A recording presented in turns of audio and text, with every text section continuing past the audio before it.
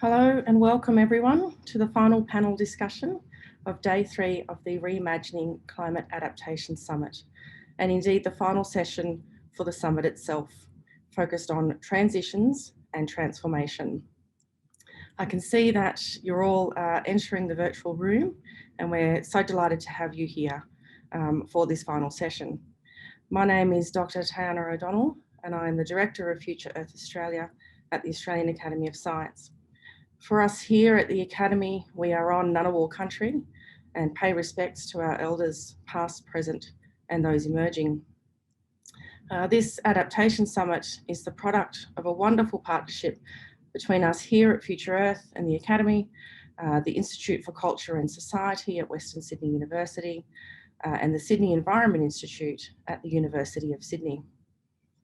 This 3-day summit, and tomorrow we will have an Emerging Leaders workshop, is a peak moment in our 14-month, very bottom-up consultative process led by us here at Future Earth, and indeed driven by an excellent and diverse working group comprising Professors Stephen Dovers, David Schlossberg, Juan Salazar, Doctors Andrew Ash, Mark Stafford-Smith, Johanna Nalu, myself, and while firmly in the driver's seat of the operations of this entire event, my colleague and Future Earth Australia Research Officer, Eleanor Robson, along with many, many others behind the scenes, have helped to make this entire event a great success.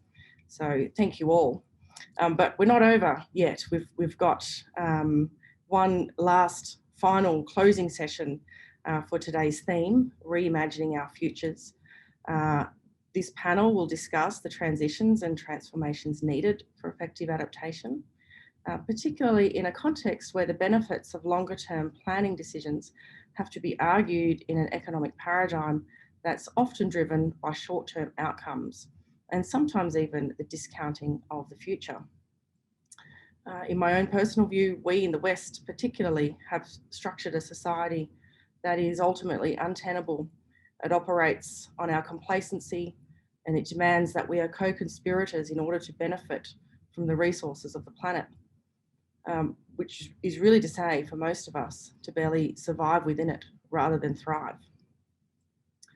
The time has come to not only shift this paradigm, but to create new paradigms in thinking about our reimagined futures.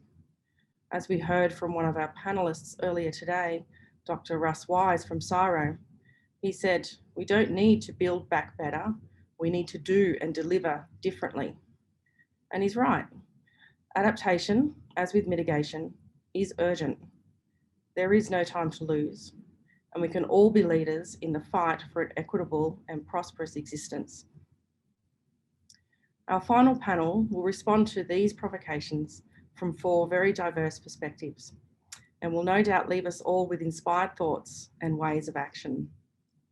This is a pathway that Future Earth Australia, together with its partners, intends to continue to fight for long after this summit, and we hope in partnership with you all. So without further ado, I'll introduce our panelists for our final session today. Our first speaker is Professor Mark Howden. Mark Howden is the Director of the Institute for Climate, Energy and Disaster Solutions at the Australian National University, a new initiative. He is also an Honorary Professor at Melbourne University, Vice Chair of the Intergovernmental Panel on Climate Change, and a member of the ACT Government's Climate Change Council.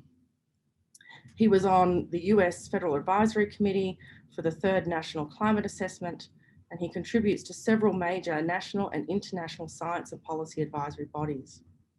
He has been a major contributor to the IPCC since 1991, with roles in the 2nd, 3rd, 4th, 5th, and now 6th assessment reports, sharing in the 2007 Nobel Peace Prize with other IPCC participants and Al Gore. Following Mark, we will welcome Councillor Declan Clausen. Declan is Councillor and elected Deputy Lord Mayor of the City of Newcastle in New South Wales. He is the youngest person to hold the office of Deputy Lord Mayor in the city's 220-year history, which is a wonderful honour. In addition to serving as Deputy Lord Mayor, Declan is the chair of the city's Smart and Innovative City Advisory Committee, and he is also a member of the Asset, Youth and Livable Cities Advisory Committees. Our third speaker for this panel is Dr. Sophie Webber. Sophie is a geographer at the University of Sydney, and she studies the political economies of climate change, adaptation and resilience. Sophie has conducted research in Southeast Asia and across the Pacific, and with international development actors working in these sites. This research has critically interrogated the politics, finance and knowledge claims of globalising climate change policy projects, with a focus on how they are locally implemented, interpreted and imagined, and with what effects. Welcome, Sophie. Last but certainly not least, our final speaker for this panel is Hilary Montague. Hilary is Co-Campaigns Director of the Australian Youth Climate Coalition, Australia's largest youth-led not-for-profit, empowering people aged 13 to 30 to take meaningful action on climate justice campaigns in their communities, with a focus on climate solutions and on jobs. Thank you all so much for joining us today in the virtual room for this final and closing panel of the summit. As with all previous sessions, we will hear from each of our panelists for approximately 10 minutes each. We will then have a brief discussion among the speakers, following which we will turn to questions from the audience. Please pose your questions into the Q&A and don't be shy. You may not see questions posed by other members of the audience, but we here at the back end can see all of the questions as they come in. So please keep them coming. Okay, I'm now going to turn to our first speaker, the distinguished and wonderful Professor Mark Howden. Thank you so much, Mark. Over to you. Thanks very much for that introduction, Tayanah, and thanks to you and all the other organisers for putting on this meeting. So what I'll try to do just is very briefly is just give a little bit of a personal perspective on what's actually needed to create change in relation to climate adaptation. Now, as I'm sure that you've all talked about in prior sessions, the need for climate adaptation is clear. It is also urgent. The challenge, I think, for us as a research community particularly is we need to make it practical, and we need to make it viable, and we need to make it integrated with existing decisions and decision processes. So we effectively need to move from knowledge to action. So a lot of the research community, quite understandably, has focused on this from a very academic perspective as we first interrogate this issue. But the time has gone when it can only be that. We desperately need to learn from action, move into action and learn from that action process. So we need to move from research to decisions. And of course, this raises questions of who and what and when and how. All of those things that normally come into critical decision-making processes and risk management.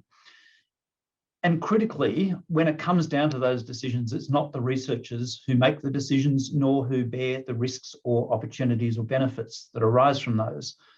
But nevertheless, we do have a role. And in particular, when we're thinking about that role, I think we need to be really thinking about how we integrate knowledge, our knowledge, with that of our partners, our knowledge with that of policymakers in government, our knowledge with that of philanthropists and others. And in doing this, my experience is we actually need to be really humble as a bunch of researchers, because primarily that knowledge sits outside of our own domains and our community's domains of knowledge. So if we're going to be effective in this, we actually need to understand the values and aspirations of those people making decisions or affected by decisions. And sometimes when we're actually going into that space, we should be aiming to meet those values. And sometimes through the process of generating effective decisions in terms of the adaptation, we actually change those values.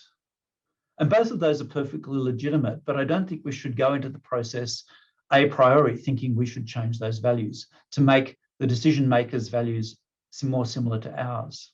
It should be the other way around. So as part of that, we need to be very, very careful, I think, not to bias stakeholder decisions about what is important in adaptation with our own preferences, with our values as scientists, our values as researchers, our values in academic activity. I think it's much more important to actually focus on the values of the affected parties and decision makers than it is on ours and the particular things that help us in our careers and help our institutions. So, for example, if we look at adaptation and adaptation literature, you can see a preference or a bias for the new, for things like transformational adaptation, which aren't necessarily part of existing processes. So that's fundamentally responding to a science value. So if we think about that incremental to transformational continuum, adaptation continuum, there is no right or wrong position on that from the point of view of decision maker. They don't really care what it's called or what are the things that we think are important about that. It actually depends on their needs. And that means we have to take their values into account much more than prioritize ours. Another example is, as scientists, we often want to take an integrated approach. We talk about integrated assessment, we want integrated decision-making, all that sort of stuff. We talk about having decisions made across silos. We talk about making sure that we integrate the different benefits and disbenefits of different decisions. But when we actually look at what happens in the real world, that very integrated approach often bumps into barriers. Their institutional barriers, their capability barriers, their informational barriers. And sometimes a better arrangement is to actually go against the science preference for integration and actually start out with dealing with things on a more silo-based approach. So, looking at, for example, in the local government areas, getting climate adaptation into the water department, into the planning department, into weed control, and then look at, as you build capacity, to integrate those different components. So it's a practical way of doing these things, which goes against what often scientists would preference, but it's actually the important thing to get them moving and to get change happening. So when we talk about change happening, it's very much about what does adaptation look like in practice? What does good adaptation look like in practice? So that brings in the questions about what success in adaptation looks like. And that's a really difficult thing to do because inherently we're dealing with future situations and counterfactual alternatives that may arise. So we are inherently limited by our sets of tools in terms of dealing with those because often we're not great at dealing with counterfactuals in a sensible way. So more practically, what a lot of stakeholders want to know is, what are the first steps that need to be taken on this adaptation journey? How can we evaluate different adaptation alternatives and options so that we actually head off in the right direction at the start? Because we don't want sort of path dependency that blocks out future options. What we want is path dependency that opens up future options. Because those future options will not only become more apparent as we get to know more about the topic, but they will become more apparent as we enter into climate change week by week and year by year. And if we play this right and do this strategically and with an eye to the long term, then I think we can actually start making really significant change that starts to make Australia and the world a much better place. Thank you.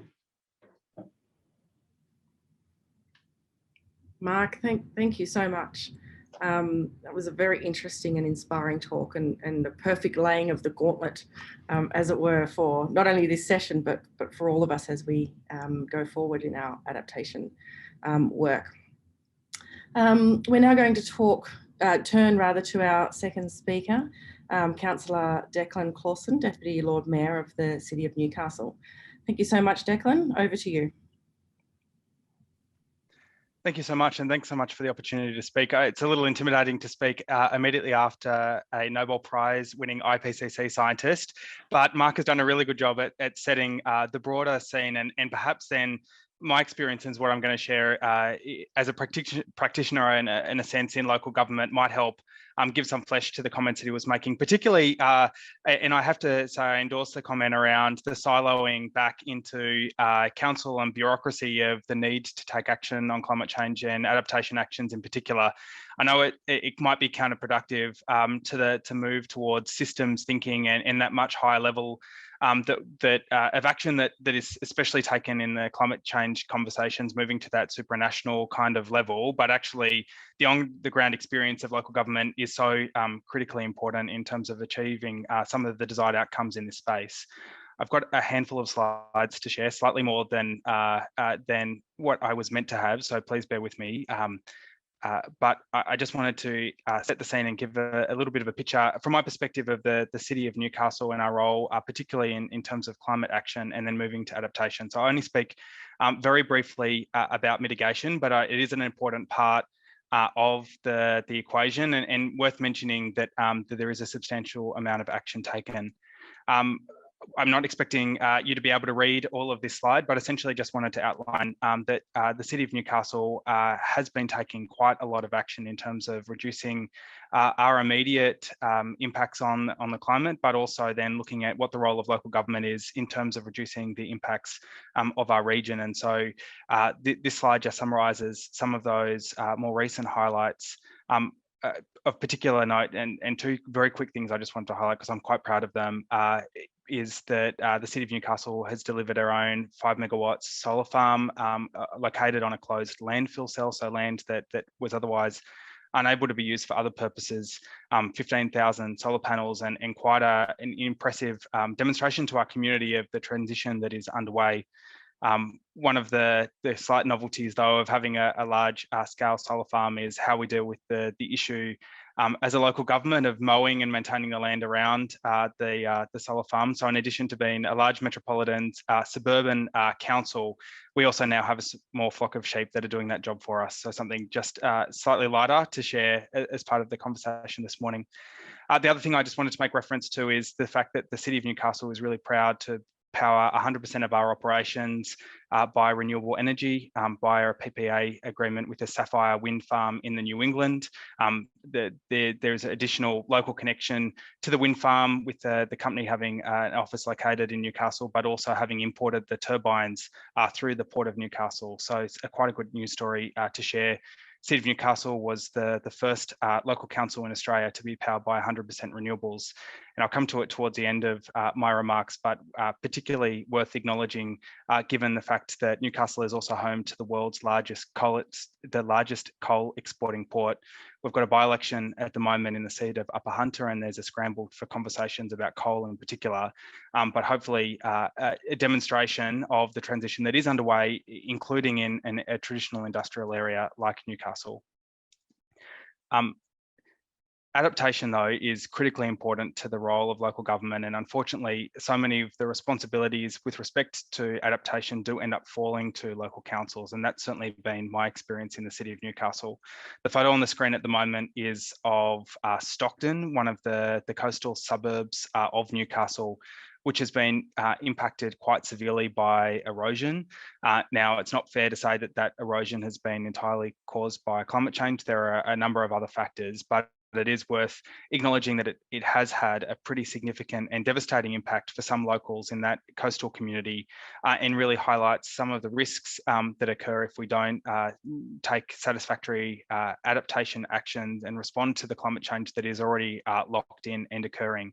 And so the impact on the Stockton community is one that is close to my mind when thinking about the issues of adaptation and the need for local governments to take stronger collective action and make sure that we're planning for the future. One of the ways that we're doing that, and we've had some success, particularly in engaging our residents, has been by releasing position papers around low-lying suburbs and being very clear around the triggers and the construction triggers for hard infrastructure that reduces some of the coastal inundation risks resulting from sea level rise.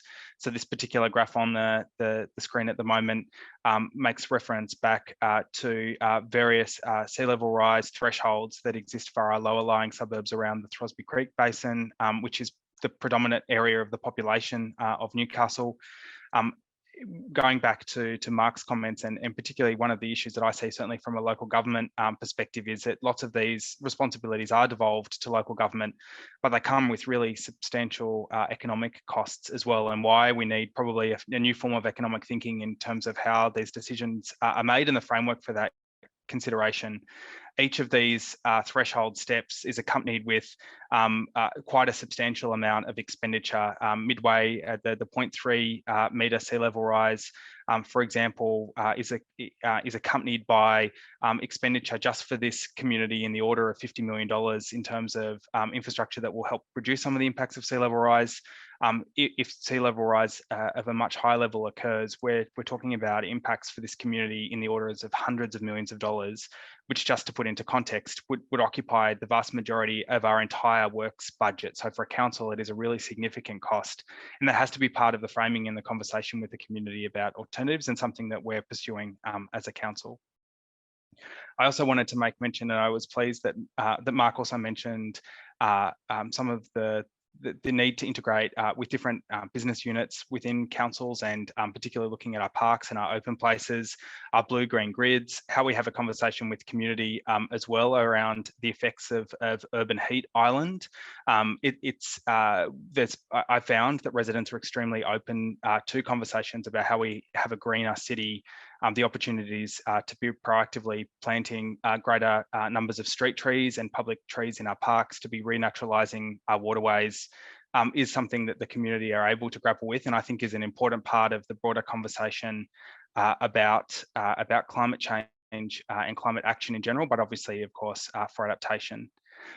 Finally, I just wanted to touch on the point that I made at the commencement of my remarks with respect to the City of Newcastle as the world's largest coal exporting port, as a large industrial city, and also the need, therefore, to have conversations with community about transition and to make sure that transition is appropriately managed. And certainly the actions that we as a council are trying to make is making sure that there are good opportunities for young Novocastrians, that we are a city that continues to provide good economic opportunities, and we can do that in a green way. So the diversification of the Port of Newcastle is a major priority for the city, making sure that there are opportunities through transition, working with those communities, particularly communities that are impacted most directly by coal mining, making sure that there's appropriate funding and resourcing available to assist with that transition piece.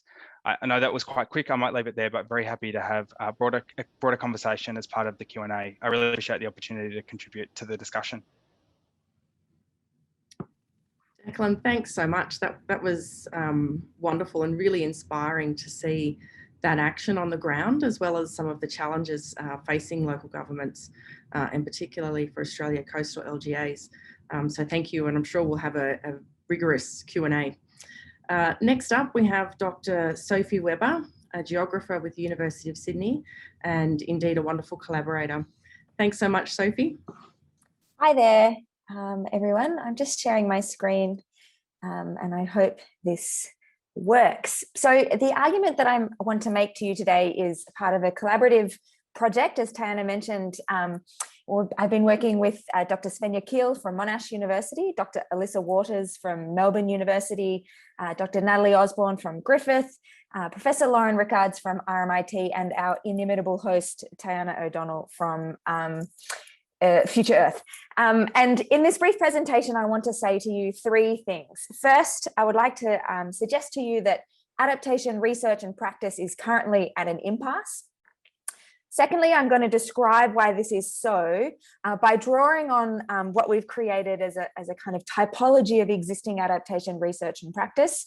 And third, I want to make an argument about how we might build or reimagine adaptation in order to move out of this impasse that we find ourselves in.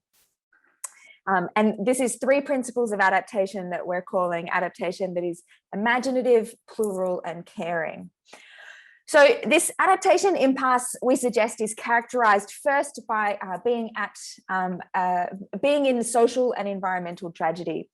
While extreme events are not new in the Australian context, the compound nature of these extremes in fire and flood, extirpation and extinction, and their increasing magnitude and frequency demonstrates, on the one hand, I think this is often thought of as a failure of mitigation, but we want to suggest that this is also a failure of adaptation. It evidences drastically insufficient adaptation and preparation in the face of these disasters. Secondly, this impasse is caused by diminishing policy and practice experimentation and evolution. And so throughout the 2000s, there was a lot of investment in innovative regional and local planning and policy development.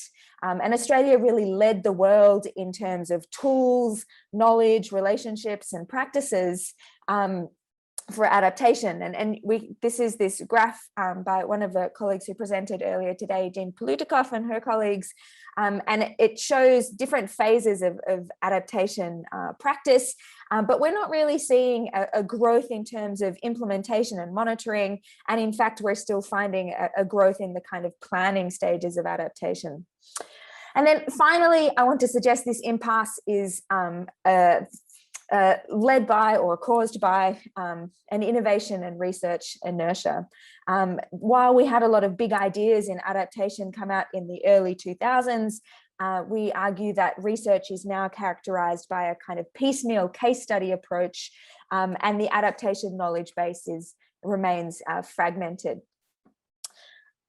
So why is this the case? Well, we think that adaptation can be characterized as having four kinds of types in Australia, or four currents in adaptation research and practice, each underpinned by different kinds of ideas about the politics and tools that are needed to drive adaptation outcomes. So the first of these we call adaptation as spectre. And this is driven by an urgency to avoid catastrophic climate change. In short, it aims for our fear of the adaptation cost and challenge to drive us to mitigate. And it envisages adaptation as these urgently needed responses to avoid dangerous climate change. Second, adaptation as signal translates adaptation from a wicked policy problem into manageable terms, what we call trickle-down adaptation. In short, we adapt because we're responding to information and price signals, particularly through market tools. Third, we have adaptation as social. And in this lens, or in this current of adaptation research and practice, has really brought people and communities to the forefront. And this has recognized the structural drivers of vulnerabilities and marginalization, and really argues that adaptation is enabled by, as well as being constrained by, social contexts.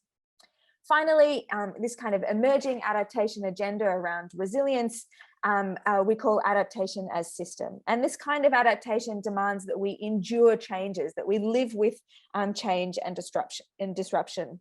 So rather than managing away, instead we're living with disturbance and working towards building resilience in lives, livelihoods, and assets. And so what do we make of this typology then, and explaining the adaptation impasse?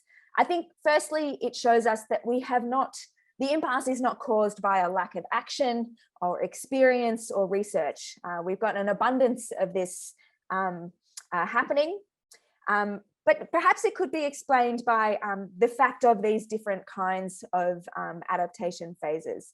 So on the one hand, we might think of these as teleological phases of adaptation research in practice through which we have moved.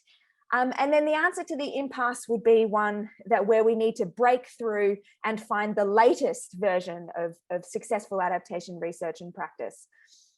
A second interpretation might view these adaptation types as competing communities of practice with different kinds of organizational cultures and pre-existing institutions.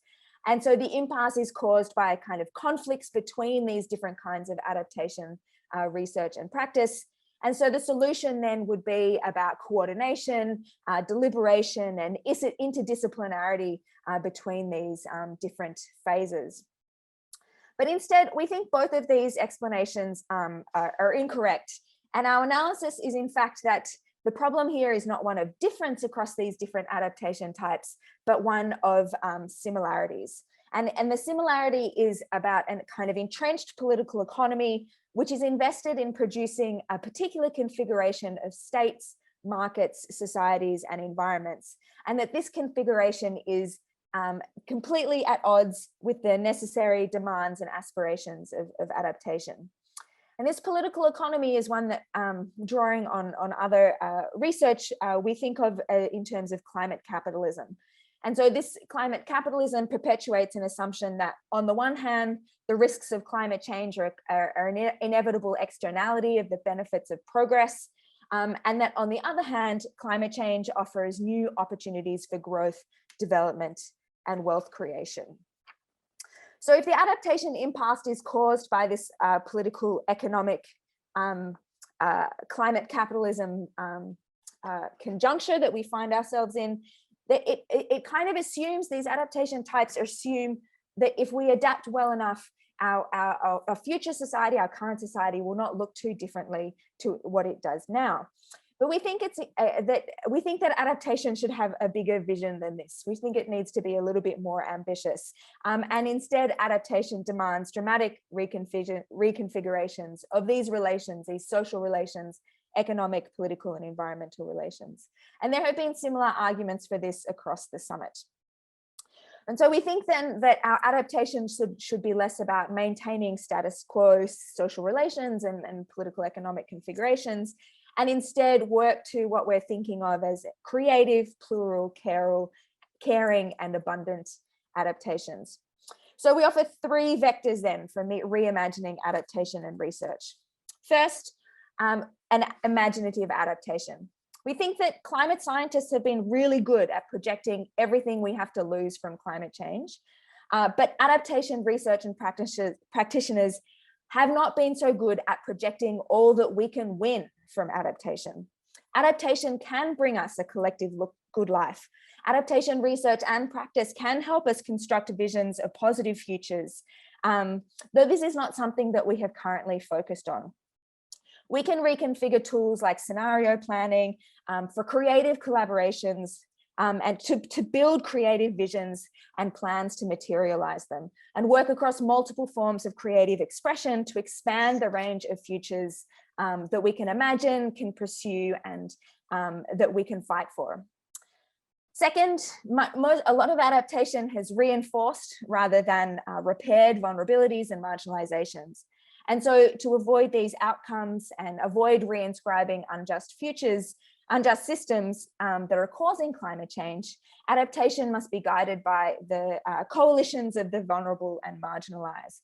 And this demands expanding the kinds of knowledge, politics, and practices which underpin our action. Finally, adaptation should be careful, and that we mean by that it should be reflexive, but also it should be practiced as and respective of caring. And I think this means we need to expand what we think of as adaptation action, such that physical infrastructure cedes to what we might think of as social infrastructure. The realm of social reproduction, things like education, nursing, childcare, and so on, is low carbon, job intensive, and productive of the kind of social relations that will be necessary for sustaining life on a 2-degree planet. So we think that market tinkering and big infrastructure needs to give way to new forms of decommodification so that our goods and services are vehicles for life and not for profit. Thank you very much. Thanks a lot for those perspectives, Sophie. Great presentation. We're now up to our final presentation for this panel and for the summit. And for this, we will hear from Hilary Montague. Hilary is the co-campaigns director of the Australian Youth Climate Coalition, and I'll now hand over to her. Thanks so much.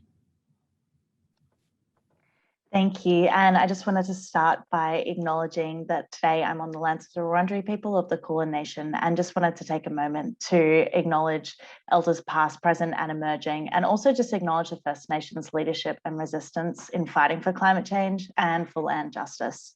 I also just really wanted to take a moment to thank the other speakers. It's wonderful to hear about all the work that you're doing. A little bit about me outside of my title, I guess. I grew up in a really bushfire prone area just north of Sydney. And I remember when I was really young, I used to walk to school while the local fire brigade was doing backburning. And I always hated it when they did that because all the snakes would come out of the national park and sit on the road. And every day I had to like walk down this street full of snakes. And that was like one of my first, I guess, memories of something not quite being right. But then when I was in university, I was very privileged and able to go and spend a semester in Delhi at a women's university there. And while I was there were heat waves that hit 48 degrees and lasted months. And while I was there, thousands of people died. And what I came to realize was that climate change exacerbated every social issue that currently exists. And in that, I think it taught me the importance of justice and taking a really holistic view of how we treat climate change in both mitigation and adaptation. And at times when I do talks like this, I sometimes find a tension in, like, often as a young person, you're kind of asked to provide hope and a vision of optimism. And increasingly, I feel like I don't know how to do that anymore. The world scares me quite a lot. And I think what we've seen in the last 2 years with the Black Summer bushfires, with the floods earlier this year, and part of my role being supporting young people who are in those frontlands communities, trying to help them to like create social and political change in those communities. But in those moments, what we were really trying to do was just making sure that they were okay and that they were surviving. And that is terrifying. And yeah, as a young person, I am becoming more and more aware of how much we are going to lose as a result of climate change. And there are times I feel like, for me, growing old means living through the extent of our failure as a global society. And that is terrifying. Which is why I think it's so important to get adaptation right. And there's so much that we can gain from getting adaptation right, just as Sophie was saying. I also think, and kind of bouncing off something Declan was speaking to earlier, the importance of viewing systems in how we treat adaptation. It's important to recognize that what got us here and the systems that got us here was the ongoing colonization, patriarchy, white supremacy, and capitalism. And that created the problem that we are now living through and will continue to live through, and that genuinely overcoming those to live in an adapting world means creating holistic solutions that treat the problem and the cause. And with that, I also just want to take a minute to note that the ultimate solution to climate change is very quickly transitioning from fossil fuels. We need to keep them in the ground. And whilst we talk about adaptation, it's also important to talk about the most important solution, which is that transition piece. The same year I was in Delhi doing my semester abroad, a few months later went to both Fiji and Kiribati to learn more about the impacts of climate change in the Pacific, and was lucky enough to have dinner with Anote Tong, who was the former president of Kiribati and a strong advocate for climate adaptation and action on climate change. And something he said to me really struck a chord, and it's something I think about all the time. And he said, you can't negotiate with climate. This is a thing that, you cannot keep the emissions that we produce to your own borders. That what Australia does, particularly in being the world's largest exporter of coal and LNG, liquefied natural gas, is significant. And with that, it creates a climate change that leaders in the Pacific cannot negotiate with. And with that, it's so important that we recognise the role we play in the global crisis. But thinking of adaptation, the work that I'm really passionate about is genuinely empowering communities to thrive and build resilience in light of climate change. And I think adaptation plays such a key role in this, but I also think these solutions need to be accessible. So often in politics, we've seen this kind of false dichotomy between we could have climate action or we could have jobs, but we couldn't have them both together. And the work I'm doing now is really trying to overcome that issue. And I think the way that we do that is genuinely building solutions from the ground up. And that work means deeply organising and both having ideas, but also really listening to what our communities need, both now in the present and in the future moving forward. And yet so much of the work that I have done in looking at what climate jobs could be, it's quite a vague term, has always been really looking at male-dominated sectors, looking at manufacturing and how we make it greener, renewable energy and how we scale it up, but also building new infrastructure that we know we're going to need. And a thing I think about all the time and wanted to raise with this group is, what about everyone else? And how do they benefit? And this is where I think the care sector really plays an interesting role in how we move forward with adaptation. And with this, I think not just of healthcare and aged care and childcare, but also thinking about expanding the scope of how we think about care work to caring for country, caring for climate, and caring for communities. And not just meaning regenerating ecosystems, but reconnecting our communities and building a real sense of resilience and a community's ability to thrive outside of crisis moments. I'm reflecting on when I was in Fiji in the same year as doing my semester abroad, and spent several weeks on a really remote island called Coral Island, where I was learning about the impacts of climate change. The community there had been hit 6 months earlier by a Category 5 cyclone. And while we were there, I was with a group and we were doing recovery work. And you could still see everything that that cyclone had caused. But what we also really saw was how strong and resilient the community was, that it came together in a moment of crisis and continued to care for each other throughout the rebuilding and adapting process. And what it's made me since reflect on, particularly in this work, is how important it is that a strong and resilient community is for being in a better position as we continue to move forward and live through the impacts of climate change.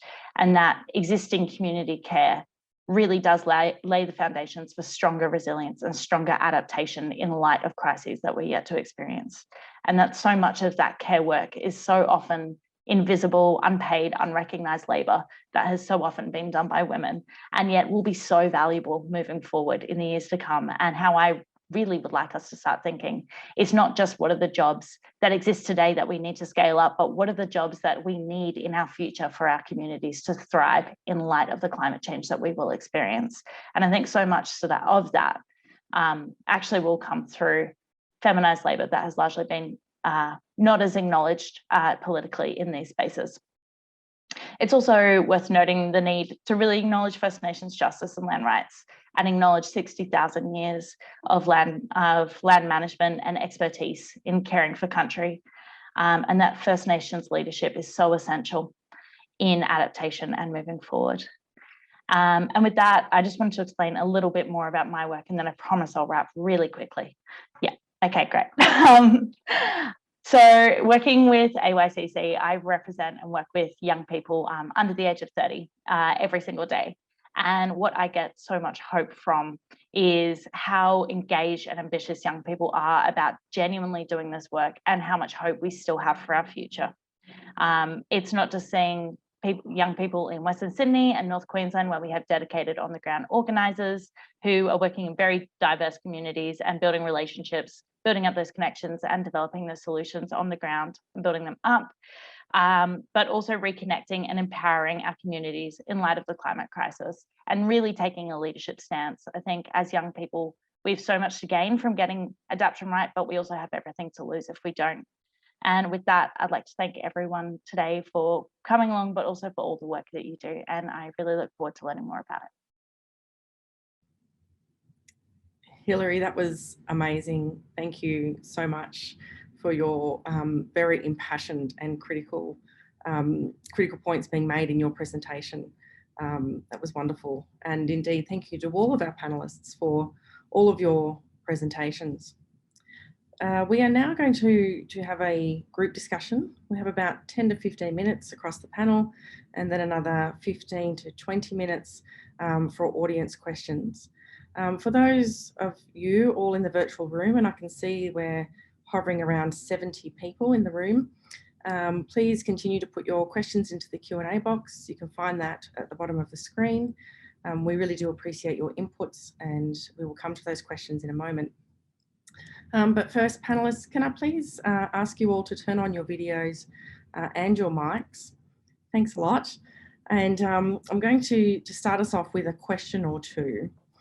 My first question is, tomorrow, the US, including President Biden, will be hosting the World Leaders Summit on Climate, with an anticipated 40 world leaders attending. If you were trapped in an elevator with these 40 or so people, it's a large elevator, imagine that with me, what would be your 1-minute message to them? And I might start with you, Mark. Thanks, Tayanah. The message would revolve around climate change is a real and present danger. I'd speak in the military because that works for a lot of those people. So it's a real and present danger. It's already hitting us hard, much faster than we thought it would. That it would also costing us really significant amounts. And this is a time in our history where we can't afford costs which are unnecessary. So the rationale for doing this much, much better is very strong. We can, of course, reduce those expenses out in the future if we reduce our emissions, and that will defray expenses on adaptation now and in the future. And so adaptation is a good news story from that economic perspective, but it's also a good news story if it's actually implemented on the ground really well, because you're always better off if you've adapted well than otherwise would be. The last point I'd make is actually riffing off Biden's own statement, which says that when he sees climate change, he sees jobs. And in particular, when he actually made that quote, it wasn't jobs about putting up solar arrays and wind turbines. It was actually jobs about improving the ability of the US to deal with climate extremes. And so I'd actually incorporate that into the response and saying, this is jobs not only in terms of energy transitions and emission reductions, but jobs in terms of adapting to the changes that are coming our way. Thanks very much, and well done in about a minute there too. Declan, over to you, and then we'll go Sophie and Hilary in order, please. I don't have a minute of new content compared with what Mark expressed. I think, clearly the message around climate change is occurring is one that is worth reiterating. And noting that it is occurring, the need for mitigation, but also for adaptation, obviously the key focus of the conversation at this summit. And then as a local government leader, I would just have to reiterate some of the very real impacts that are already being experienced, like in communities such as mine. I think the final thing to add on to Mark's comment would be the economics of climate change, but particularly as the world recovers from the COVID pandemic, the comments of the UN Secretary General about the opportunity to align the COVID recovery with climate action and the phenomenal economic opportunities that provides for nations worldwide is one to reiterate that there are two crises that can be solved simultaneously with that approach. I think I'm the worst possible person to ask this. Academics were always like, oh, it's complicated. So I think I would repeat my pitch from the end about what kind of adaptation is needed. With a particular focus on two things. Firstly, I would tell them to do better work pressuring Australia, keep the coal in the hole and the oil in the soil. That'd be the most important thing. And then secondly, I think I would riff off also some US news where their infrastructure bill is included social reproduction as a kind of infrastructure. And I think that is really an important and interesting move for us in terms of what adaptation can be and the shapes of what that looks like. It's really difficult to go last. I'm not sure if I'm allowed to swear, but I'm going to take it. We're all adults here. I think my strongest message would be stop fucking around. Like, it is infuriating to consistently watch politicians make excuses and not just deal with the problem that young people are going to grow old with. Like, everything you do and don't do today matters. Everything you do and don't do, we live through, and we don't get that choice.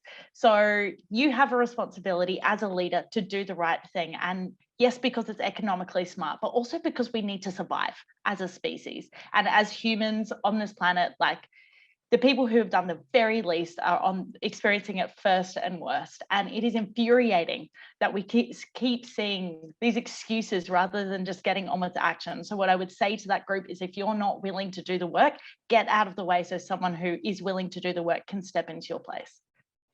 I have a bit of rage around this, as I'm sure you're gathering.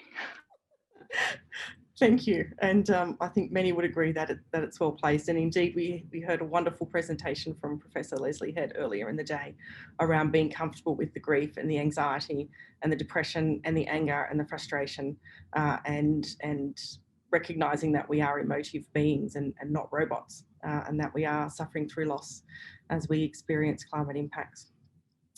Thank you all very much. A second question from me, and then we're going to open to the audience. This question is a bit more academic, but I'd be very interested in all of your views. And we might go in order again, or volunteers perhaps, if you have thoughts on this. The question is, how do we reconcile the long-term visioning,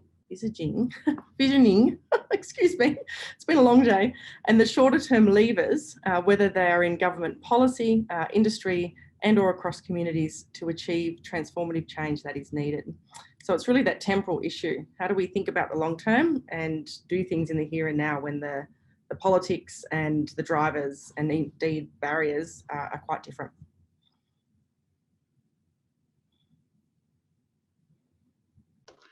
I'll chip in first, Tayanah. I don't actually have the answer. I don't know that anyone does.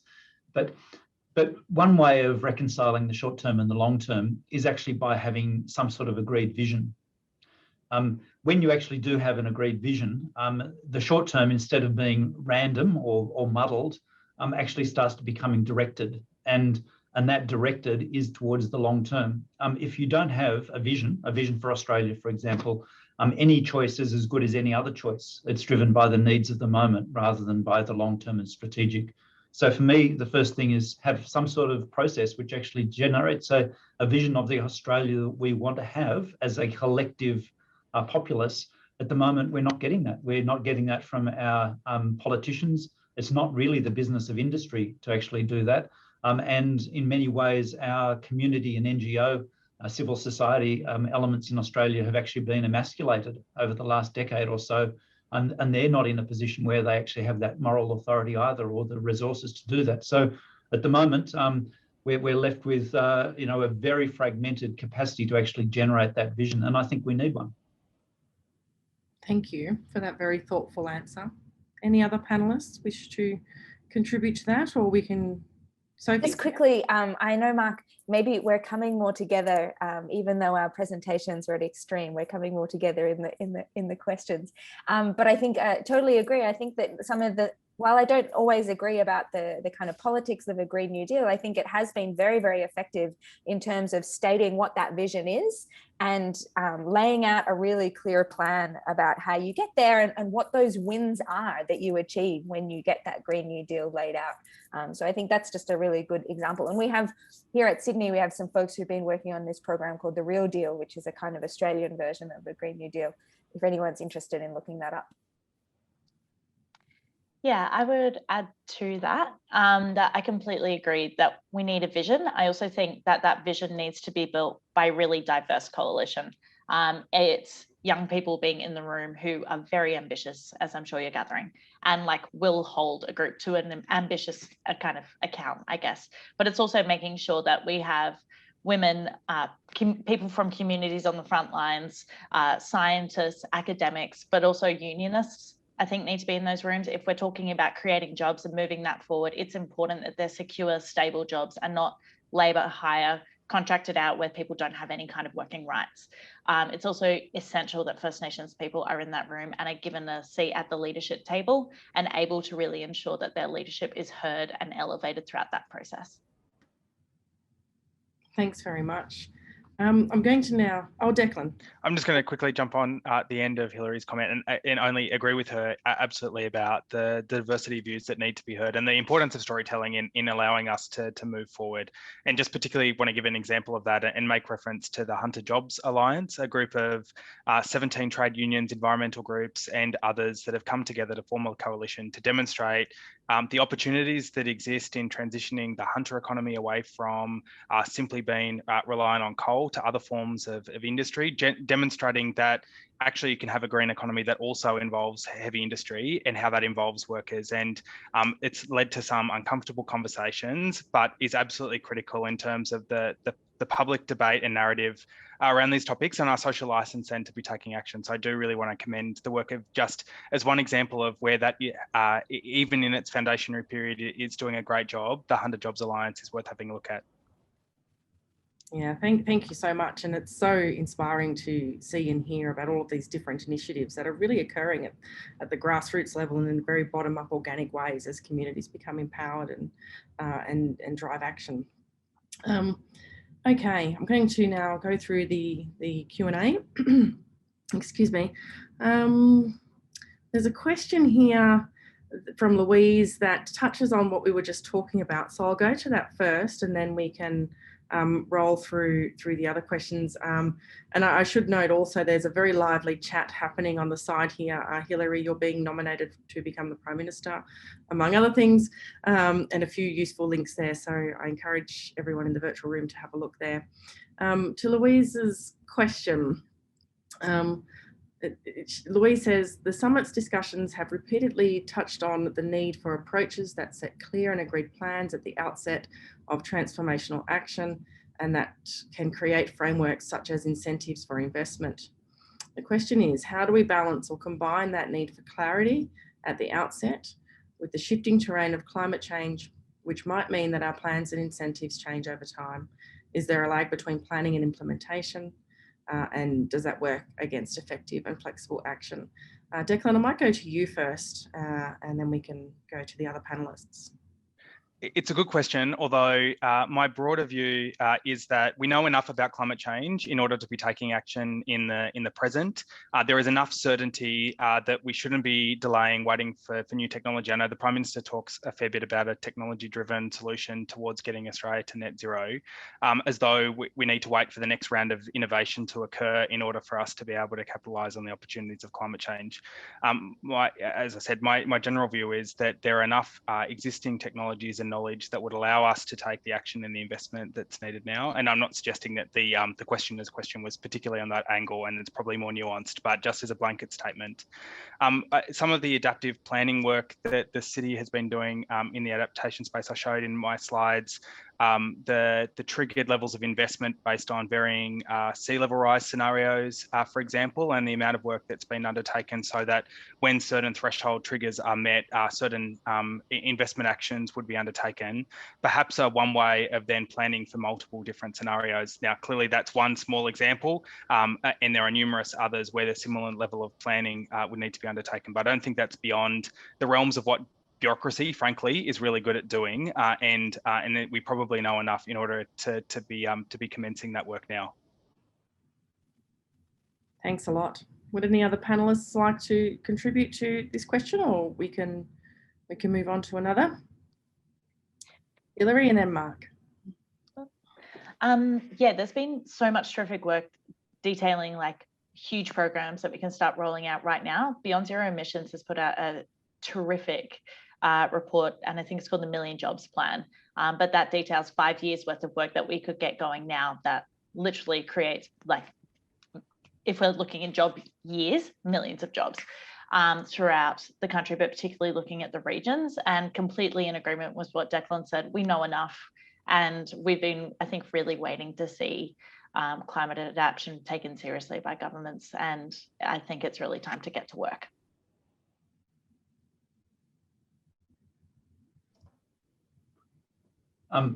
My turn, Tayanah? Yes, it is. Just really briefly, look, I agree with Declan and Hilary that we actually know enough to get started, and we have known enough for 20 or more years. So it's not as though knowledge is the limiting factor. There are a range of other limiting factors, and we've heard some of that this afternoon. And one of the things that we need to recognise is that we need to have a conversation which actually sheets home both some of the benefits and some of the costs. And so, along the lines of polluter pays, is if you actually got entities which are actually causing adaptation and climate change risks and adaptation risks, then clearly that our existing sort of institutional preferences in terms of market-based mechanisms have a role there. Similarly, if there's beneficiaries from adaptation, that also fits within that frame. And so we need to have sensible discussions about where that sort of cost and benefit lies. Overarching, of course, is that we have governments for a reason, and governments are there to look after the long term. And if you've got a government which only has a vision of 2 or 3 years, if they've got a vision at all, they're not doing their job. And so we actually need to demand more from our governments. We actually should be demanding that they start to put in place the mechanisms and the support and the knowledge and the capability building and the networking and the social fabric that actually facilitates adaptation and responses to all the other things that are going on at the moment. At the moment, we have some of that in some places. We have some examples in local government. Declan, for example, in the ACT with our territory government. In some of the state governments, they're picking up the agendas here as well. And I think getting huge public support in the process, so at least for particular individuals. But we don't have this systemically, nor do we have, I think, that sort of thrust, which is essentially taking back our democracy.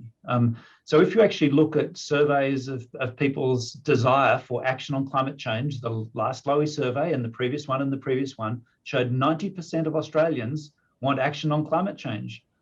And most of those people aren't getting it. And so there is a really big gap in how our democratic systems work. We need better government. Thanks a lot, Mark. I'm going to take a question here from, there's so many questions and we're running out of time. I'm sorry to all the people who've posed questions. I'm not going to be able to get to them all, but I will turn to this one because it segues nicely with your comments there, Mark, and yours too, Declan and Hilary. The question is from Pete Ryan. With a vision for the future, by what year should we pursue and accept that the well-being of humans and other species is thriving? Is it 2050 or is it some other alternative target year? Who'd like to go first with that question? You've stunned all of our panelists, Pete. Okay. Mark, thank you. I don't think there's any answer to this, in a sense, any single answer, because it depends on your values. And if you've got an economic bent, it'll be shorter. If you've got a very social progressive bent, it'll be much longer. Look, I'd think a rule of thumb might be the expected life expectancy of anyone who's alive in Australia at the moment, plus that of the next generation. Thank you. Hilary, you also turned off your mic almost simultaneously. Can I come Yeah, I also don't think this has an exact answer, because how do you define that we're thriving? As Mark said, I think as soon as you try and say by this year, we're going to aim for that, it's quite a binary. And I actually think this is really about the process. I don't think this is a bit of a tangent, but to explain my point, you often hear some countries refer to themselves as the best in the world. But when you do that, you've defined yourselves as a finished project. If you're the best, why would you ever change?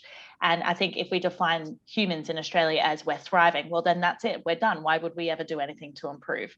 And I think thinking about it in that kind of binary way isn't actually necessarily helpful. I think actually it's more about what tangible changes do we want to make in people's lives? How does that look? And how can we continue that process of always being better and making sure that whether it's humans or species are genuinely thriving and having a stronger sense of well-being? And I think, yeah, it's about the process, not ticking the box. Yeah, thank you. Thank you. And that reminds me too of a paper by Russ Wise on adaptation pathways, which says you can't have a plan and then implementation and then we're done. It's an iterative, ongoing, cyclical thing that we're going to be doing forever now because there's already locked in climate impacts. Okay, a final question, and sorry to the other people who have posed questions that we weren't able to get to you. This question is from David and it's directed to you primarily, Declan, but also I think to you, Sophie, and Mark and Hilary as well, if you wish to contribute. It's a pragmatic question, and David has directed it to you, Declan, as our local government rep. How implementable are the recommendations laid out by Sophie's presentation, Sophie and et al.? He's very supportive of the analysis and suggestions, imaginative, pluralist and caring, but can also see the draw of very infrastructure-focused adaptation planning and that system-focused resilience on enduring change, particularly for local government. So the question is, what would it take to allow local governments to do adaptation based on giving voice to vulnerability, marginalisation and justice? I might have a go at answering that, and then definitely need some input from Sophie as well. I really enjoyed Sophie's presentation, and I actually think that if you're looking at scales of government that might be able to take advantage and implement some of her recommendations and findings, that actually local government is probably the easiest scale to commence some of those discussions. And I know that it's probably a misnomer to consider local government and the community as though they're the same entity. That clearly isn't the case. But when it comes to levels of government, local government definitely has to have some of the greater levels of understanding of the hardships and the like that exist within the community, and mechanisms to try and adjust them. So I think that there is a much better natural linkage in terms of the way that councils might be able to play a role in that space. I'd certainly be keen to get, and I have barely touched on the sides of the answer, but keen to get Sophie's views, and perhaps in addition to her presentation, whether there were some examples of local governments that are doing that well that we might be able to pick up on, because I'm certainly keen to learn from this conversation. Well, in addition to asking academics to do a 1-minute pitch, asking them to provide a plan for local governments, also something terrible. And also, don't even get me started talking about infrastructure financing, which is actually what I do research about. And that is a whole other beast that I could also make a really angry rant about. But I think actually, some of the things that Hilary has said and some of the points that we made, that plan already exists, really. Like, those jobs exist. We have a really strong catalogue of action. We know what to do, really.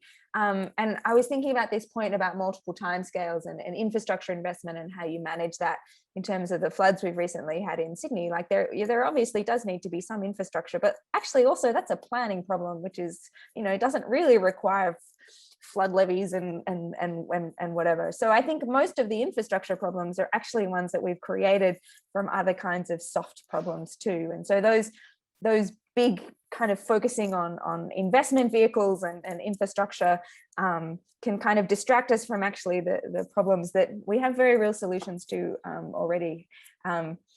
In some ways, local government is a great partner to work with, but I think one of the key challenges for Australia is actually working across all the levels of government. Yeah, thanks a lot, Sophie, and thank you both, because there was another question here in the chat, and I've just been permitted to let us go for a couple more minutes if the panelists will indulge me. This question from Beck was, does anyone have any examples of great projects or initiatives run by regional partnerships between councils and or state governments that could be replicated across Australia? And I'll just pose that in the event that Declan or indeed anyone on the panel might have one or two insights there. Just quickly, it might be controversial, but just to commend the New South Wales government on some of their work, particularly in Sydney, around the Million Trees project, blue-green grids, the work of the Greater Sydney Commission. I'm a bit removed up the road in Newcastle, but from what I can see, it really is helping with a change of the way that some of these conversations are framed. So do just want to commend that as an example at scale being rolled out in Sydney. Thanks a lot, Declan. Another question here from Eleanor for the entire panel, and happy to take volunteers to go first. Eleanor's question is, our financing discussions throughout this summit have focused on investors looking to finance adaptation initiatives which add value. Declan's point, I'll come to you, Sophie, let me finish. Declan's point that just keeping people safe is going to cost heaps of money. How do these things cross over, and who will finance the things that don't make money but do prevent damage?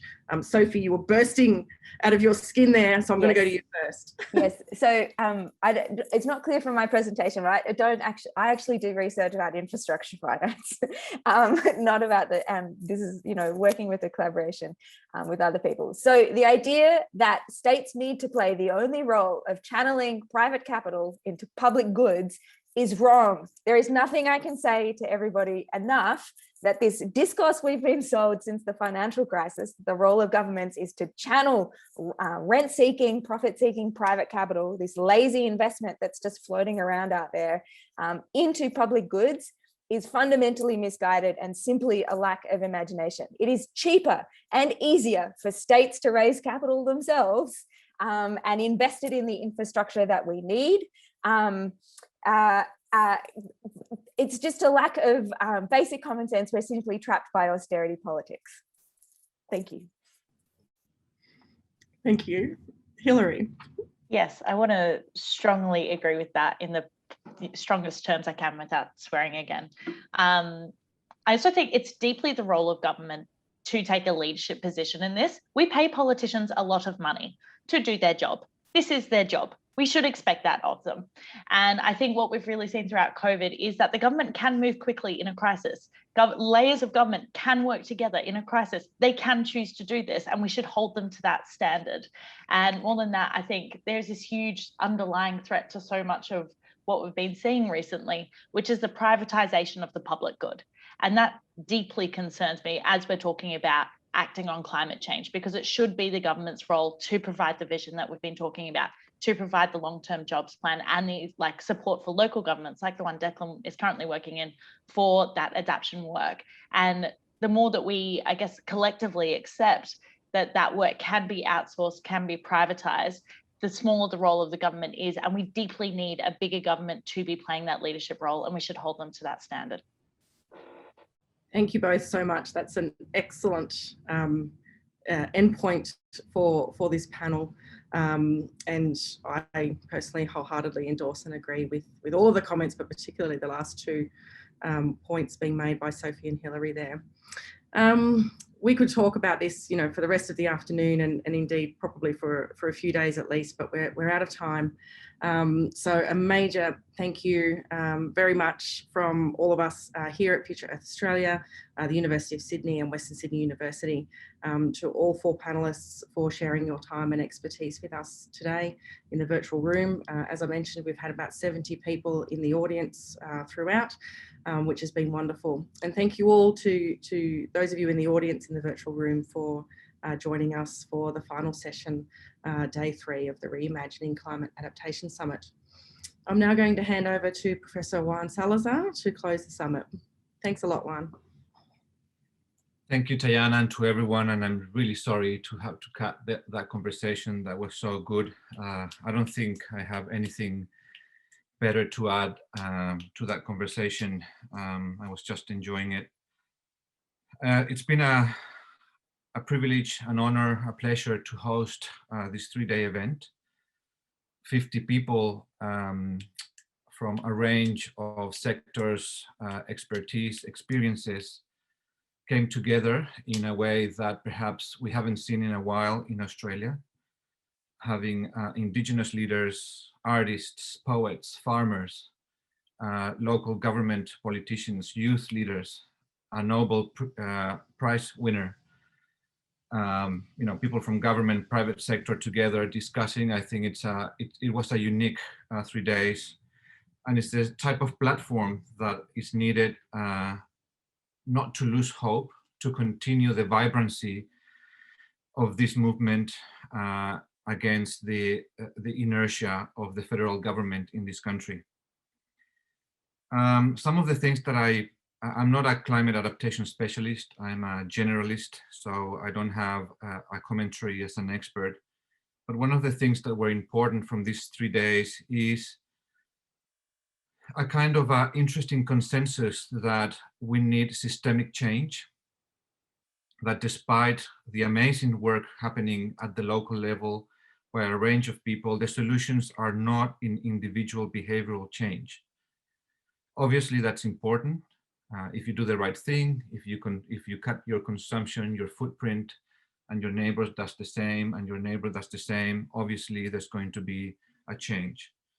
But what's required here is a systemic change from our political leadership, from those in power, and an end to colonial, racist, patriarchal economic model that we have at present. I don't think there is a long-term solution unless we do a systemic, profound change to those 3 things: ongoing colonialism, ongoing denialism of climate change, ongoing racism, and ongoing patriarchy by too many white men in power. In Australia, we see the power of the fossil fuel lobby over the federal government, which works against some of the amazing work happening at state level and local level that we've heard over the last 3 days. Some of this change needs to be Indigenous-led.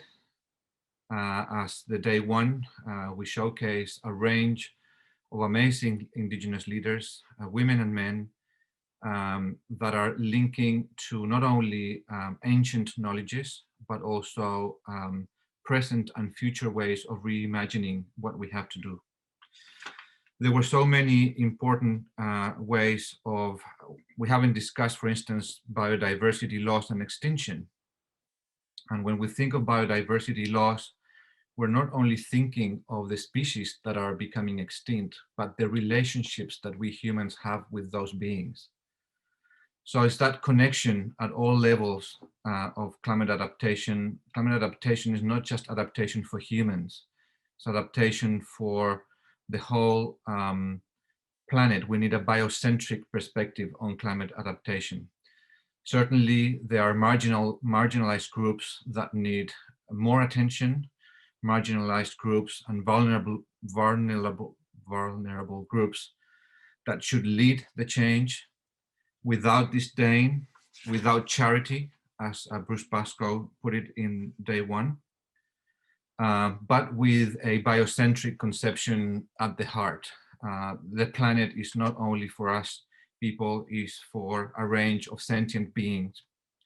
And I think that's an important aspect of how we reimagine adaptation and how we seize the political moment for transformative change that we have in a year of environmental crisis, cascading environmental crisis in plural, with health crises with COVID-19, which, as we know, have made the rich richer and the poor poorer across the world. I could go forever and ever, but I will stay with some of the things that Hilary Montague said, and I support some of the views in the chat box of working with Hilary so she can have a go at becoming Prime Minister of Australia. You just imagine the type of country you could have with someone like Hilary as the PM. About hope, it's very difficult to fall in a hole of depression, desperation, solastalgia.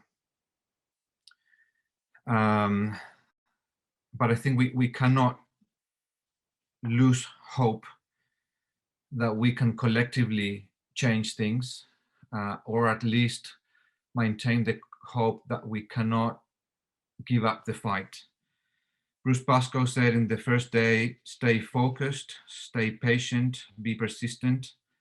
And I would add, let's stay hopeful that we can reimagine a better pluriverse, a better world to come. So thank you for allowing me to share those big words and sentiments. And on that note, let me close the 3 days conference and thank you all. Thank you, Tayanah O'Donnell, Future Earth Australia, David Schlossberg at Sydney Environment Institute, and everyone at the ICS, Louise Crabtree and Elise Blight for coordinating today. So thank you, everyone.